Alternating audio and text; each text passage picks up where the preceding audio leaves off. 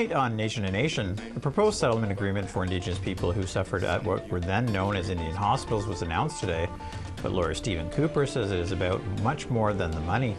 It's the recognition, it's the apology that is the most important part of any of these settlements. Pam Palmater says U.S. President Donald Trump is taking up a lot of oxygen in the Liberal leadership race, but the Liberals need to maintain focus on Indigenous issues.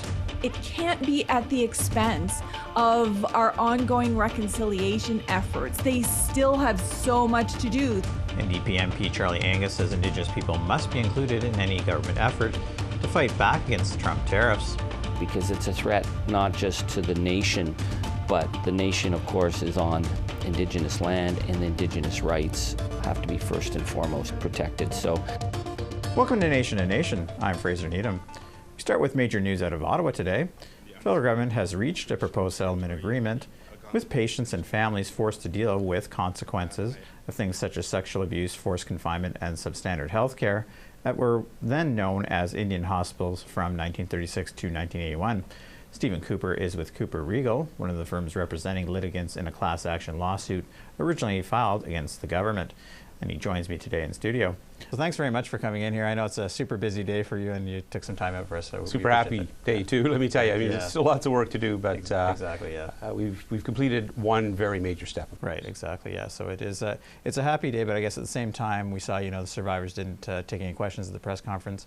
We understand it's a really sensitive issue, as we were just talking with you. So obviously, this amount of money, no matter how great, it really can't repair the damage done. I suppose we have to look at it that way. Yeah, money never does. I mean, I've been involved in a lot of larger and smaller settlements.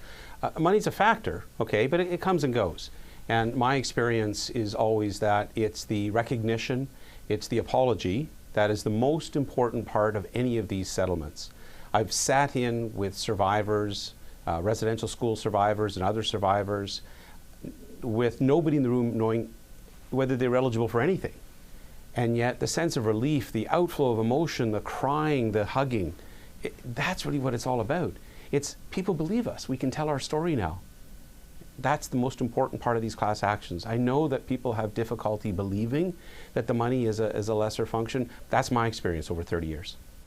Okay, and I guess the other thing is the length of time. They talked a little bit about the press conference, but what we've noticed, and particularly when we filed the, we've covered the child welfare compensation, that it's been a really long time since, proving the order, and, it went outside of court back, so there's been a lot of time, and there's also been a lot of time passed on this, because I understand that 2020, there was already negotiations going on, and here we are in 2025. So what can you, I guess that's difficult for the survivors. Is there anything that you can say in terms of what people can expect as the next steps, or how that they may be compensated eventually? Well, the compensation ultimately, yes, is part of the settlement agreement, but the settlement agreement itself is essentially a proposal that's agreed upon, binding proposal between the federal government and the representative plaintiff on behalf of the class.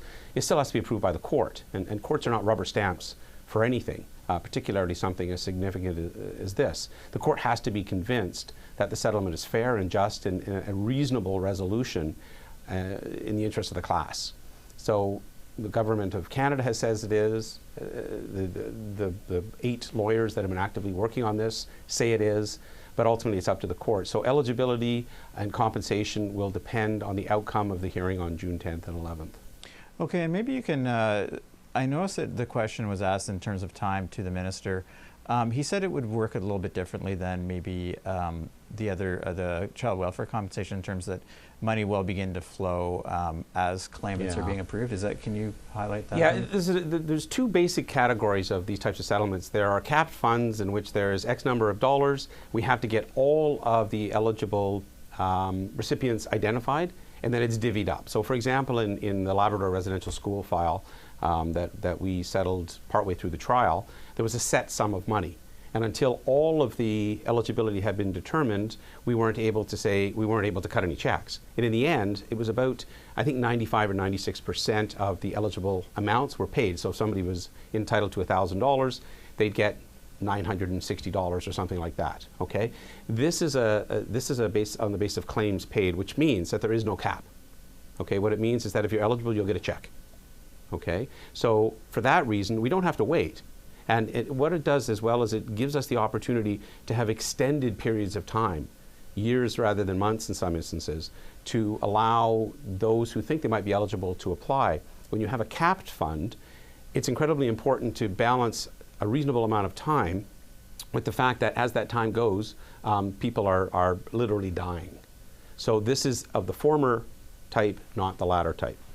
Okay, and another question I got to ask you is that we go to enough of these things, you know, with the current government, certainly they've said they don't want to litigate these issues, that they want to negotiate out of court, although it seems to take a long time sometimes. Now, I mean, you've been on both sides of it, obviously. Is it still, do you think it's still better to negotiate outside of court rather than to litigate? Oh, absolutely.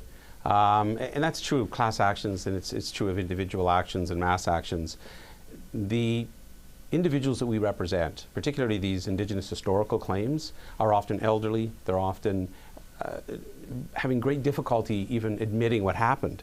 So these out-of-court settlements that don't compel testimony in a public setting, even if their identities are protected, it takes it out of the adversarial system, first of all. It allows for things that a court can't order. So things like apologies. A court cannot order an apology. So the apology is sufficiently important that you can be a little more flexible on other things.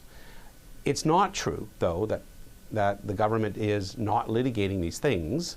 Some of the class actions are being very vigorously fought. Some of the mass actions that we have an action in Nunavut that is called the skin graft case. It involves 6 or 8 plaintiffs, and the government of Canada is fighting vigorously against any sort of compensation or recognition of their fault as included in the claim. So in some instances, yes, and this is a really good example. This minister, this government was relatively quick in resolving this, particularly as the end of their mandate approached. Okay, and another question I wanted to ask you. We know that some of the sort of allegations or claims are sexual abuse, confinement, and just general substandard health care across the board, I think, at these institutions. The other one that we've heard of is, of course, a lot of allegations about medical experiments conducted on people that were patients at these hospitals. Is that covered in this proposed settlement agreement? I hate to sound like a lawyer, but it really depends. All of the eligibility is fact-based, okay? So there will be some things that are covered and some things that aren't. Some were negotiated out, some were negotiated in. Time is a factor as well. So the term experiments doesn't, as I recall, appear anywhere in the settlement agreement, but rather there may be things that were done to people that were experimental in effect. So it really will boil down to what happened, when, where, and to whom, as well as the results. So medical experimentation itself is not covered. What is covered are abuses of virtually any sort. So, you know, everything from psychological abuse up to and including serious sexual abuse. It really does mirror, in that regard, other types of settlements. Okay, well, for time purposes, unfortunately, we'll have to end it there. But I really want to thank you again for, not only for me, but for my colleagues of being very generous with your time on this really important issue that you've been working on, obviously, for several years. Some of the most important things that I've done in my career, absolutely, and I'm happy to see the end in sight. Thank you so much for your interest. Up next, we'll talk to NDP MP Charlie Angus about his fight against the Trump tariffs and the U.S. President's threats to annex Canada.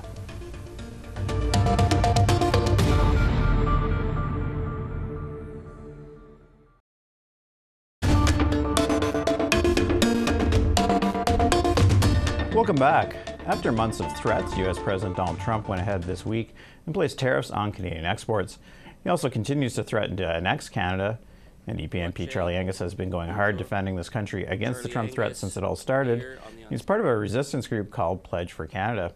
And this week he also called on Canadians to boycott American goods. Charlie Angus joins me in studio today. So welcome back to Nation Nation. Thanks so much for having me on this. It's been a while. It's been a while, but That's this right. issue is important. So let's yeah. get down to business. So let's, I guess I know you've sort of been saying what you think, you know, the country should be doing or how we should be defending ourselves. But how do you think the government's doing so far? I mean, they have been out there and that, but where do you think they've been maybe missing the boat or they could do better? Well, I think obviously that this is a battle that's taking place at many levels. What we need to do is we need to be very strong. I think we have to go hard. This idea that Trump's already backing down, he's already panicking. This is just the latest feint in a bigger war. This isn't a trade war. This is a war, a siege war, to see if they can find weaknesses to poke us. We need to be willing to go the full distance, and that means, you know, go in at where they're weak: potash, energy, critical minerals. You know, Doug Ford's talked about electricity into the United States. We have to put those on the table, because the threat to our nation, I mean, this guy says we don't have a right to exist as a nation. But my real concern is that I fear that our political leaders are just hoping to get through this and we'll get back to business as usual. There is no getting back to business as usual. And so that's when we start talking about how do we retool our economy so that we can survive without being dependent on the U.S., and how do we defend our nation from the fact that we've got now a malignant anti-democratic threat on our 5,000-mile undefended border. Right. No, I think you're correct. They keep, you know, wanting, it's gone from, you know, people trying to figure out what Trump wants. I don't know if that's a good idea or not. You know, and there definitely still is that end game will come back to our trade relationship. Now, Trump's only there for 4 years of it. Do you think it's changed forever now, that we will be in a different situation? What Trump has done in 60 days, he's destroyed the famous American century. He's burnt through the leadership that America had on the world stage.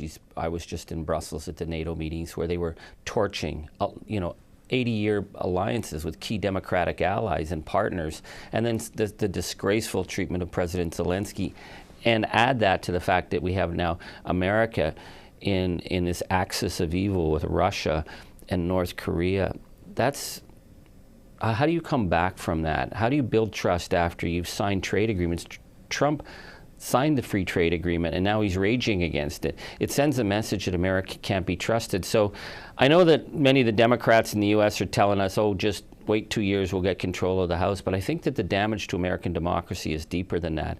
And that's what Canadians, I think ordinary Canadians get it. Ordinary Canadians understand things have changed forever. But our political leaders, it's going to be like a cold bucket of water on our heads to say, we're now in a much more darker and frightening time, and our friend before is no longer our friend. So what's the long-term plan to make Canada get through this? Because we will get through this. Now, of course, you said you're not running again. Some talk about leadership today, but you said you've had your run at it, I suppose. Do you find that's freed you up a little bit? Like, you've kind of went out on your own on this. You've been part of the group Pledge for Canada, and you've been, not running again and sort of leaving the parliamentary process anyway. Do you feel that's kind of freed you up a little bit to speak not that you ever have trouble speaking your mind, but speak your mind a little more than usual? Well, I mean, a whole bunch of elements came together. My riding is bigger than the United Kingdom, and I love it. But they threw an extra 20,000 square kilometers, about a dozen new communities that I've never been in before, because they somehow see us in the north, working class, Indigenous, is somehow overrepresented in Parliament. And I knew if I took that task on, I would never be able to focus on some of the bigger issues that I think are out there, because I'd be endlessly on the road, at Legion halls, at funerals, trying to build base. And that's all legitimate work, but it's not what I want to be doing now. And then the Trump chaos hit, and I knew right then and there that we needed voices to be strong, to talk about what we're facing, and not to pussyfoot around. So these are all how things just fell into line. But I feel now I'm in a position where I can rally Canadians and speak to Canadians and people around the world in a position that I didn't have if I was. Right now I'd be driving a back road highway trying to get into a new town that I'd never been in before to try and, build support. I got to focus on, and I want to focus on, this moment in our history. So of course you have lots of Indigenous communities in your riding, and you've made this at times, you've been the critic, and so it's close to your heart. Now, Indigenous people have been fairly patriotic on this issue, I found anyway. I mean, they have really been measured, but where do you see maybe that there has been some complaints that they're missing maybe the boat on engaging, I'm talking about the government now, and this Team Canada approach of engaging Indigenous organizations and people as part of, fighting this threat that we have going on? I think the Indigenous voice is really important at this moment in our history, because again, Donald Trump believes that they can run a nation by white men, for white men. That's what makes them weak. what makes us strong is that sense of diversity and that sense of respect, and it all comes down that we're settlers on Indigenous lands.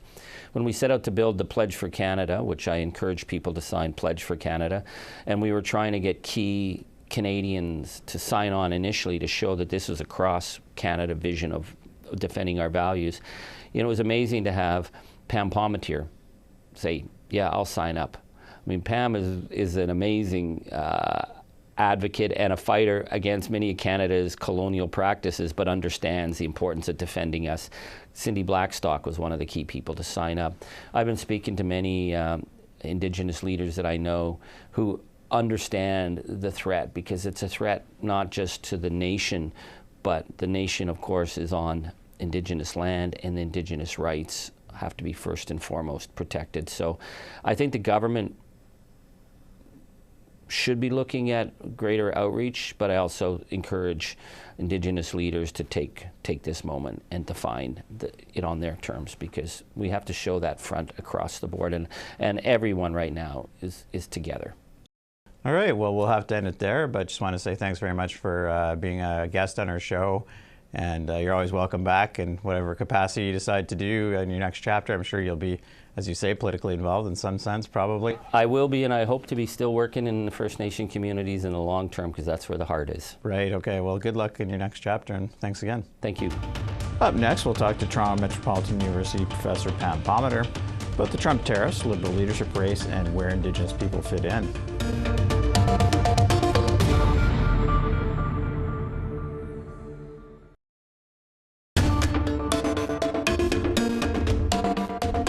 Welcome back. Liberal Party members will select their next leader this Sunday. Whoever wins will become Prime Minister and replace Justin Trudeau. And as mentioned in the last interview, U.S. President Donald Trump also went ahead and imposed tariffs on Canadian exports on Tuesday. But with so much going on, where do Indigenous people fit in? Joining us today to talk about this is Pam Palmater, a professor at Toronto Metropolitan University. She joins the show from Toronto. Welcome back to Nation to Nation. Happy to be here. All right, so let's start with these Trump tariffs, of course, first. They're on the minds of everyone this week because they've actually happened. What has stood out to you, I guess, in the lead up to this and yesterday in terms of how Indigenous people are responding to this? Well, I'm impressed, in fact, by how Indigenous peoples have responded to this from a wide variety of perspectives. You know, you have national leaders of national organizations out there advocating in Ottawa saying, listen, you cannot forget about our needs, but you also have people on the ground working with local leaders and politicians and our First Nations, working with the Native American tribal governments in the U.S., trying to figure out, okay, what is our position going to be? How are we going to continue to work together if, for example, oh, there's no such thing as Jay Treaty, or they do other kinds of measures to inhibit our, you know, working and trading and traveling across the border. So it's that kind of ongoing intertribal, international collaboration that's got me the most hopeful that, you know, we're not just going to sit back and see what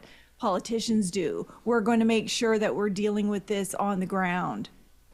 Now, moving back to, I guess, politicians, of course, the federal government has, you know, sort of adopted this Team Canada approach with the premiers. Indigenous leadership, elected leadership, has not always been part of that. Do you think maybe that some of the other things you just talked about, has the federal government maybe been, is it a missed opportunity for them in terms of engaging Indigenous leadership on this issue? Yeah, up until now, I really think that it has been, because you have to remember, you can't only engage with national Indigenous organizations, right? You actually have to talk to the people on the ground, the rights holders. However, I have been seeing over the last day or so, finally, some commentary around, don't worry, there will be Indigenous engagement. Don't worry, we'll make sure that if Indigenous communities are impacted by this tariff war, there will be supports in place that are specific to Indigenous peoples. So I'm encouraged. There's no details on any of that. And so, you know, that gives me some pause for concern. But if they start working with the First Nation leaders on the ground, in more detail, in more of a, good faith kind of way, and give us some details about what that will be, I think that'll go a long ways. Okay, and let's move now to of course, the Liberal leadership race. And just in terms of there's the three kind of main candidates and can stick to them, but how do you think each of those candidates has addressed Indigenous issues so far leading up to the final of the race? Well, I think I agree with what most Indigenous commentators have said, that there is a stark contrast between how Indigenous issues have played out in general. I know this isn't a federal election. This is a Liberal leadership race. Compared to how Indigenous issues have been treated, since Justin Trudeau was elected. It was front and center. But you kind of see this gradual decline. So in the first election, it's huge. And then the second one, it was still prominent, but a little less. And then it's been a little less. My fear is all of them are so distracted by this tariff war, and it's huge and it's an issue and we need to deal with it. I mean, it's going to affect jobs and lives. However, it can't be at the expense of our ongoing reconciliation efforts. They still have so much to do. Think of that multi-billion-dollar long-term reform that still needs to be settled across the country, and, clean water and treaty rights and land rights and all of these things can't fall off the table because of tariffs. And it seems to be that the primary focus is on what they consider national issues and not so much on Indigenous issues, which is concerning. Yeah, I was going to talk to you a bit about that as well in terms of we've noticed that Chrystia Freeland and Mark Carney have tended to talk with their backgrounds about economic reconciliation, but really haven't fleshed it out, I don't think, so far anyway, from what we can tell. Do you fear this is a general movement by the Liberal Party away from reconciliation, perhaps? I hope not, because I know in a Liberal leadership race or any kind of political race that's not an election, you're acting strategically. You're basically appealing to your Liberal membership, which is different than a federal election when you're speaking to First Nations across the country and Canadians and, hoping to beat out Pierre Poilievre. So I'm hoping that some of it is strategic in some sense. But it is very concerning, especially Chrystia Freeland's focus on economic reconciliation. It sounds an awful lot like Pierre Poilievre's economic reconciliation, and we know what his is. It's mining, it's lumber, it's pipelines, it's all of those things that have caused significant conflict with Indigenous peoples. So I'd have to see a lot of detail from her, but she really concerns me on that economic reconciliation, because there's a lot that could be a part of that isn't just natural resources. Okay, well, for time reasons, we'll have to end it there. But as always, thanks for joining us today. Thank you so much. And that concludes this week's episode of Nation to Nation. If you missed any part of tonight's show, you can check out our podcast at aptnnews.ca/podcast. I'm Fraser Needham. Good night.